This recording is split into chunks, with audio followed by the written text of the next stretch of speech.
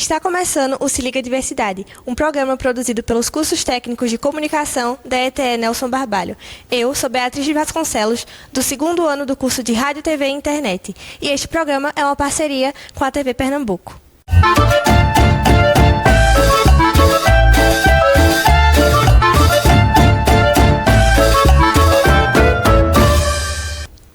No segundo programa da série sobre a consciência negra, hoje vamos ver a valorização do talento e da culinária do povo preto. Vamos conferir como aconteceu o Dia da Consciência Negra aqui na ETE Nelson Barbalho. Dentre as atrações, o que chamou a atenção foi uma mesa de comidas típicas da culinária afro-brasileira. Olá, estamos aqui na ETE Nelson Barbalho, prestigiando o Dia da Consciência Negra. Fizemos uma mesa farta de alimentos da culinária afro-brasileira. Estamos aqui com a professora Tainã Luxosa, que vai falar um pouquinho sobre a culinária. Olá, aqui a gente tem uma mesa de alimentos da cultura afro-brasileira. A culinária afro-brasileira surge através da ressignificação e da substituição de alimentos africanos por ingredientes que eram disponíveis aqui no Brasil durante o período da colonização. Então, nesse processo de readaptação dessas receitas, a criatividade da mulher negra foi fundamental para a preservação, né, do modo de fazer, do preparo e das receitas em si. Então a gente tem aqui alguns alimentos, a gente tem diversos alimentos, mas a gente tem o angu, o caruru, bolo de milho, cuscuz, o amendoim, o azeite de dendê, que também foi usado aqui nessa receita, sementes, grãos, são diversos alimentos, ingredientes, né, que se preservaram o seu preparo através do tempo, mostrando como a culinária, ela também é história, ela também é cultura. E estamos aqui com mais pratos típicos da nossa cultura afro-brasileira. Temos aqui a feijoada, temos o caldinho de macaxeira e munguzá. Bruna, o que você entende sobre a feijoada? A feijoada tem origem aqui brasileira, que foi criada por pessoas escravizadas que usavam a criatividade com restos de comida, como orelha, pé e aí vai. Na feijoada nós usamos o feijão vermelho, usamos linguiça, charque, pé, orelha e diversos alimentos que fazem um prato criativo. Aqui a gente conta a história de uma grande cultura africana brasileira. É um prato muito delicioso, muito criativo, que hoje em dia faz muito sucesso no Brasil. E vamos falar com um especialista de cuscuz. A relação do cuscuz, a pergunta que você fez, tem tudo a ver. Até nesse momento de consciência negra, né, que se comemora dia 20, o cuscuz ele teve a origem na África do Norte. E ele chegou ao Brasil através dos escravos, que na maioria deles são negros, e veio para o Brasil. Então tem muito a ver essa história, essa conexão do cuscuz com a consciência negra, até porque, como eu falei, foram os escravos que trouxe, os escravos africanos, né, que trouxe aqui para o Brasil. Então a consciência é uma relação muito forte. Voltamos para o estúdio. Vamos conferir agora o primeiro trecho da nossa entrevista com Gabi da Pele Preta, onde ela traz a sua nova música, que ela deixou para ser publicada agora no meio da consciência negra, como forma de conscientização e reflexão sobre esse tema. Ela que é negra, atriz, educadora, cantora e recentemente gravou um álbum intitulado Tumbeiro. Eu andei lendo sobre o seu álbum e vi que é uma revisita, né, uma reflexão sobre a nossa história. Eu gostaria que você falasse um pouco sobre ele para a gente. Oi, gente. Enfim, agradecer primeiramente, né, o convite para estar aqui contribuindo com esse projeto. Na verdade, Tumbeiro é um single, né? É uma música que a gente lançou. E é uma música que me acompanha já tem um tempo. Ela é uma composição de Revoredo e Fernanda Limão. Revoredo é poeta, escritor, cantor, compositor, produtor musical, né? Contador de história, esse monte de coisa que o artista independente precisa ser para poder se manter na arte. Lá de Garanhuns. E Fernanda Limão é poeta e professora, né? Ou professora e poeta. E Tumbeiro é um poema que é dela, né? E que, enfim, acho que foi escrito por volta de 2006, né? Com o advento da Lei 10.639, que implementava um ensino enfim, da cultura africana, de matrizes africanas, enfim, nas escolas.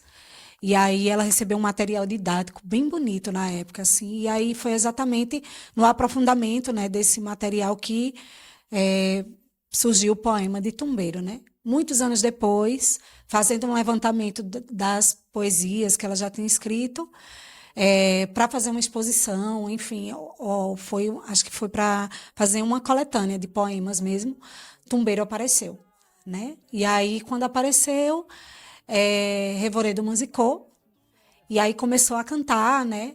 E aí, anos depois, a gente se encontrou, ele me convidou para participar de um projeto chamado A Cor do Toque, que era, enfim, alusivo a esse mês da consciência negra. O convite foi do Sesc Garanhuns, e aí ele me convidou para participar, né? E eles vão cantar Tumbeiro, né? Entre as muitas músicas, a gente fez o show bem divididozinho, né? E entre as muitas músicas que a gente cantou, o Tumbeiro estava. E aí, quando eu cantei, ele disse: acho que não faz mais sentido eu cantar.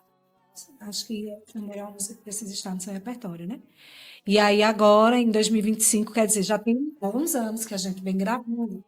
Daí, de pandemia, de outras coisas que nos acometeram. E a gente não conseguiu lançar Tumbeiro antes. Mas ela vem agora, né? A direção artística de Zé Lucas, fotografia de Rafael Amorim. É isso, né? Uma música que foi produzida concentradamente, digamos assim, né? E nessa história dessa travessia violenta, né? Colonial, né? Que, enfim, sequestro das pessoas pretas vinham até Brasil, nas Américas, e Tumbeiro, na realidade, era um negreiro, né? Só que era de pequenas proporções. Então, homens, mulheres e crianças eram colocados aos mundos, né, dentro desses navios e, obviamente, viajavam em condições muito insalubres mesmo, né, do ponto de vista das condições da embarcação, isso, mas também os maus tratos, né, da população, de água, de comida e tal. Então, muitos morriam ao longo da travessia, né? E aí, o sabor salgado ao mar foi exatamente as lágrimas, o suor e o sangue das pessoas pretas nessas travessias, né? Mas algumas pessoas sobreviviam, né? E chegavam. E Tumbeiro vem falar exatamente de um sobreviver, já que tal que sobrevive. E no caso das pessoas pretas, sobretudo naquela época, na fé estudou, né? As religiões originalmente únicas.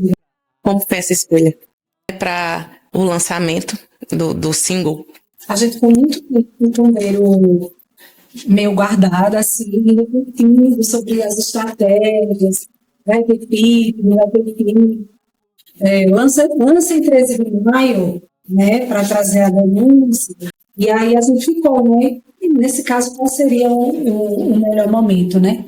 E aí acho que a gente, quando começamos a produzir as peças, para ir para as redes sociais e tal, e aí 20 de novembro estava ali, e aí a gente entendeu que a data de conscientização, de maneira geral, assim, né, que bom que virou um mês. Para que as pessoas entendam a importância e o recado que o single passa, eu gostaria de pedir para Gabi e Cacaio mostrar para a gente um pouquinho dessa poesia, dessa canção, desse trabalho.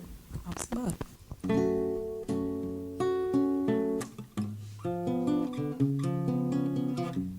Na tormenta do mar, do Atlântico mar, mais um rei vencido chega do lado de cá. É o preto Cambinda que vem pra o tormento, Tumbeiro, senzala, chicote e lamento. vê com um olhar aceso, tudo tão diferente. Evoque em seu rito, seu canto bonito, sua origem Nagô, saúda Xangô e pede a salvação para o rei dessa nação. É mais um pai Joaquim que deixou sua realeza, da costa da mina pro engenho a pobreza. Trabalho forçado no cabo da enxada, enxuga o suor, meio-dia no sol. Trabalho forçado no cabo da enxada, enxuga o suor, meio-dia no sol. Tumbeiro, sua origem Nagô. Tumbeiro, saúda Xangô Caô. Tumbeiro, e pede a salvação. Tumbeiro, pra o rei dessa nação. Iê, larararaie, larararaie, leraraieraie, leraraieraie. 13 de maio não é dia de preto, 13 de maio não é dia de preto, 13 de maio não é dia de preto, 13 de maio não é dia de preto.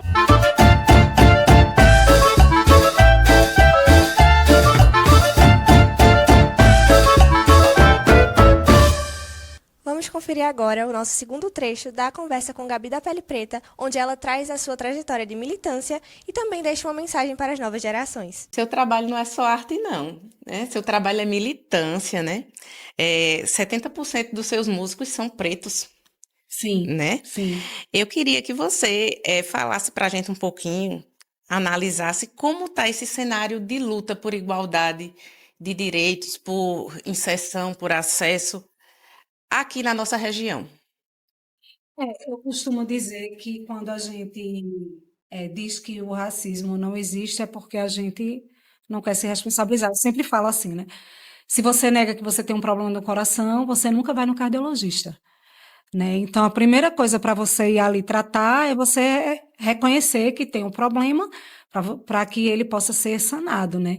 Então, assim, eu acho que, na realidade, sobretudo quando se fala de Pernambuco, vou falar de Pernambuco de maneira geral, tem um traço colonial muito forte, né? Enfim, os canaviais, a produção de açúcar, aí, né, bem intenso. Inclusive, acho que é Elisa Pancararu, que diz que toma café sem açúcar porque não senta à mesa com a colonização, né? E eu quero deixar de consumir açúcar também, mas ainda não, não consegui, inclusive. Mas, enfim, é isso, né? Pernambuco tem isso, então foi uma capitania hereditária, né? E aí essa coisa das famílias mesmo, que de alguma forma assim vão se perpetuando, né, nessa relação política e, enfim, isso acaba incidindo sobre modelos mesmo coloniais e tal. Então, a própria segurança pública, o modelo de segurança pública de maneira geral, mas não só aqui, né? Mas, enfim, como a gente está falando da nossa região, né? Então, o modelo mesmo, como isso funciona, né? Denuncia também, né? Eu acho que, de maneira geral, assim, a gente vem falar aqui da nossa região, eu acho que Caruaru é um lugar que não fala sobre como era. O que era que estava acontecendo em Caruaru, né? Quando, no início de tudo, né? Jonathan Leandro, que é um grande cozinheiro, né, daqui da cidade, ele sempre faz esse questionamento, né? Que a gente fala que Caruaru é uma cidade coronelista e tal, como se o coronelismo fosse uma coisa dissociada do racismo, né? Então, como é que incidia, né? Onde estão os quilombos de Caruaru, né? Onde estão as aldeias de Caruaru, né? Então, o Agreste, de maneira geral, né, tem essa tradição. Pernambuco com a tradição canavieira, né? Então, inclusive, um dia desse eu acabei acessando nas redes sociais o vídeo de crianças de 10 anos trabalhando, né, nos canaviais e tal. E por que você trabalha? Aí, não, para poder ajudar minha mãe, meu pai, não sei o quê. É oficial a gente falar de racismo do ponto de vista apenas da camada estética, né? A gente precisa falar mesmo, né, que, enfim, que a justiça é feroz, né? Que, inclusive, enfim, é isso. Se a gente for falar do ponto de vista é criminal mesmo, assim, os meliantes de colarinho branco recebem um tratamento completamente diferente de quem precisa, de repente, ir aqui para o Plácido de Souza, né? Ou para a mulher que precisa ir lá para Buíque e tal, né? Enfim. Então, a gente precisa discutir nesses âmbitos também, né? Mas é isso, precisaria ser uma discussão histórica, né? Para a gente entender como chegamos até aqui. E aí, a partir do momento que a gente entende como a gente chega até aqui, a gente tem condição de sanar de forma séria. Enfim, se a gente tem 500 anos mais de 500 anos de história e mais de 300, né, nessa lógica colonial, escravocrata, né, quer dizer, o Brasil se consolidou economicamente sobre as costas das pessoas pretas, né? Então, enquanto a gente não discutir sobre isso, a reparação não virá, infelizmente, assim, né? Mas a gente está aí dando o nosso recado, gravando Tumbeiro, né? Gravando outras canções, né, que falam sobre a nossa realidade. Djonga está aí, eu acho que quando eu entrei aqui, eu vi um cartaz que tinha Djonga, assim, né? Então, Djonga fala de forma muito contundente sobre o racismo, né? E a gente está aí, né, dando o nosso... Edson Gomes, né, que é um cara que eu amo cantar, assim, então está denunciando desde sempre, né, então a gente sabe o que é, a gente que sente, a gente sabe o que é o racismo, mas a gente realmente precisa dos brancos críticos, né, para se somarem com a gente nesse combate sério. E aproveitando o que Gabi falou, eu deixo uma reflexão, que não sejamos passíveis às histórias que nos contam, né, que a gente procure saber a verdadeira história. E eu queria que você falasse também sobre o trabalho que você tem nas escolas, né, que é a nossa base. A inserção sobre, por exemplo, as músicas de Niná da América Latina, né? Então, aí vinha aí Mercedes Sosa, né? Do Negrito e tal, né? Então, ela também acaba que, nessa canção especificamente, também tem um recorte de raça, né? Se a gente observar atentamente. E aí eu procurava exatamente fazer esse trabalho mesmo. Então, as crianças eram muito pequenas, eu pegava crianças a partir de 1 ano e 3 meses até, no máximo, 6, 7 anos, e aí, assim, os pais chegavam comentando, né? Ah, tipo, teve uma mãe, exatamente, eu lembrei de Mercedes Sosa, exatamente porque teve uma mãe que chegou e disse, nós somos descendentes de argentino, e ela chegou cantando do Negrito em casa e tal, e eu fiquei muito feliz, né, com isso. Então, a escola mesmo se propôs, faz um projeto anual, com um tema específico. Então, teve um ano que a escola trouxe Azulão muito forte, e aí Azulão foi lá na escola também, as crianças tiveram a oportunidade de conhecer Azulão, né, que foi um artista com quem eu tive a oportunidade também de trabalhar, né, então, na realidade, o trabalho que a gente faz é esse, né, tanto do ponto de vista de apresentar a nossa cultura, então, Lia de Itamaracá, né, por exemplo, né, e as crianças ficavam muito, assim, Lia, né, assim, como uma deusona, como a deusa que ela é mesmo, assim, né, então, Azulão, assim, eu lembro das crianças olhando para Azulão, assim, meu Deus, sabe, muito impressionadas, assim, ele existe, eu posso tirar uma foto com ele, assim, era lindo, né, foi muito bonito, assim, então, assim, musicalização infantil é uma coisa, de certa forma, recente, assim, nas escolas, de forma prática, né, então, os professores foram também desenvolvendo a sua maneira de fazer, né? Então, por mais que a gente fizesse alguma coisa aliada ali ao pedagógico, né? A coisa das vogais, dos números, né? Da separação silábica e tal, mas, particularmente, eu entendo que a escola é fundamental na construção do repertório cultural das pessoas mesmo, né? Então, assim, eu entendia que por mais que as crianças não ouvissem determinadas músicas em casa, mas que elas também poderiam ser multiplicadoras daquilo que a gente impulsionava ali na sala de aula, né?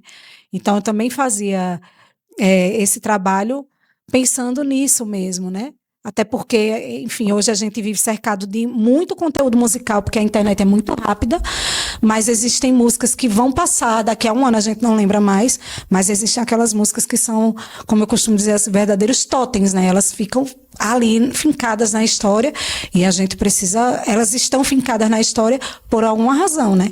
E aí todo mundo precisa conhecer. Então as crianças têm sim, se a gente fizer, obviamente, a partir de uma curadoria pensada nelas, elas têm total condição de ouvir Gilberto Gil, Milton Nascimento, Djavan, Lia de Itamaracá, Chico César, Chico Sainz, né? Isadora Mello, Isaá, né? Enfim, então, mas a gente precisa apresentar, né? Acho que Gil diz uma coisa, sempre me atrapalha na hora de dizer, mas ele diz: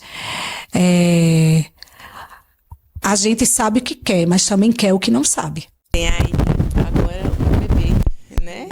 Então, assim, eu fiquei muito feliz, né? Quando eu disse, meu Deus, Vida vai ser uma menina negra, né? E eu olhei para Cacá e disse, tu é pai de uma menina negra, né? E, de fato, isso traz para a gente muitas reflexões, né? Uhum. E aí a gente fala sobre isso, a gente faz questão de nomear, né? Ela é uma criança negra, ela é uma menina preta e tal, né? Porque as pessoas têm um medo ainda, viu? Dessa expressão e tal, porque durante muito tempo, né? Quando se falava, fulana é negra, fulana é preta, né? Enfim, isso poderia desencadear diversas coisas, né? Por conta de como se constituiu o racismo no Brasil mesmo, né? E aí, assim, as pessoas negras estão completamente tranquilas em ser negras, gente. Então, pode dizer que a gente é negra, que, assim, se isso já foi um problema, a nossa autoestima já foi completamente recuperada ou está em processo de recuperação e, na realidade, a gente entende a majestade que ocupa, né, esse adjetivo. Então, Vida tem 1 ano e 2 meses, isso já é bem demarcado, assim, em casa, e a gente tem preocupações, assim. Ontem mesmo eu estava falando, né, que eu queria muito que a reparação chegasse muito mais, chegasse nela, como não chegou em mim. E é isso, a minha intenção era militante mesmo, né, desse ponto de vista, assim. E aí, nesse caso, eu acho que uma militância é muito agradável para todo mundo, porque, no final das contas, a gente é brasileiro e a gente tem orgulho de ser brasileiro, apesar das nossas discrepâncias todas, né? Então, conhecer aquilo que a gente produz de melhor é importante. E agora chegamos ao final do programa Se Liga Diversidade, mas próxima terça, às 18 horas, tem mais. Até lá!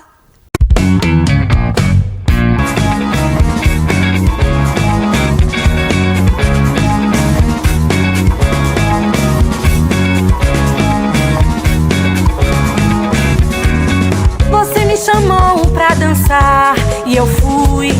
Quis levar meu olhar pra sair, pra deitar bem ao lado do sol. E eu quis, pra sentir o espaço fluir. Quando a gente dança parece um céu. Quando a gente dança parece um fio. Entre eu e você e eu. E aí não há mais eu e você. Entre eu e você e eu.